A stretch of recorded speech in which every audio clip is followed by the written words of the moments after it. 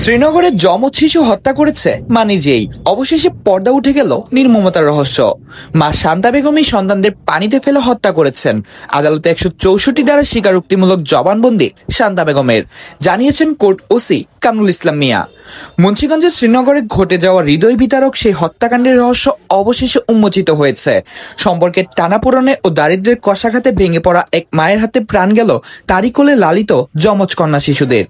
অবশেষে পুলিশ তদন্তে নিশ্চিত হওয়া গেছে 6 মাস বয়সী যমজ শিশু লামিয়া ও সামিয়াকে পুকুরে ফেলে হত্যা করেছেন তাদের জন্মদাত্রী মা শান্তা বেগম।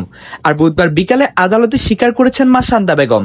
গত সোমবার বিভীষিকাময় সন্ধ্যায় নিভে যায় দুটি নিষ্পাপ প্রাণ। শ্রীনগর উপজেলার কুকুটিয়া ইউনিয়নের বিবন্দি গ্রামে ঘটে এই ভয়াবহ হত্যাকাণ্ড।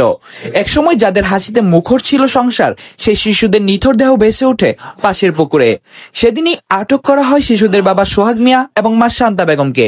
প্রথম দিকে ঘটনার প্রকৃত তথ্য জানতে হিমশিম খেতে হয় তদন্তকারী দলকে, কারণ বাবা মা পরস্পরকে দোষারোপ করে বিভ্রান্তি সৃষ্টি করেন। শিশু চাচা মোহাম্মদ সাকিব থেকে শুরু করে প্রতিবেশীরা যার যার মতো বক্তব্য দিতে থাকেন, যার ফলে ঘটনা ঘোলাটে হতে থাকে। এবার সেই শান্তা বেগমের চূড়ান্ত বক্তব্যে রহস্যের অবসান হলো। তিনি পুকুরে ফেলে নিজ সন্তানদের হত্যা করেছে। পরিবারের দীর্ঘদিনের দারিদ্র্য, কলহ, মানসিক অস্থিরতা সব মিলিয়ে এক গভীর হতাশার অবস্থায় থাকা শান্তা শেষ পর্যন্ত ভয়ঙ্কর সিদ্ধান্তে পৌঁছান। এই ঘটনায় সমাজের প্রশ্ন, মাই যদি ঘাতক হয় তাহলে কার কাছে নিরাপদ শিশুরা? এই ঘটনায় শুধুমাত্র একটি পরিবারের করুণ পরিণতি নয়, মানবতা, সম্পর্ক এবং সমাজ ব্যবস্থার ভিত যেন কেঁপে উঠেছে। যে কোল শিশুর জন্য সবচেয়ে নিরাপদ, সেই কোলেই যদি মৃত্যু লুকিয়ে থাকে, তাহলে সেই সমাজের অবস্থা আসলে কোথায় দাঁড়িয়ে? কামরুল হাসান সাফিন, মুন্সিগঞ্জ টিভি।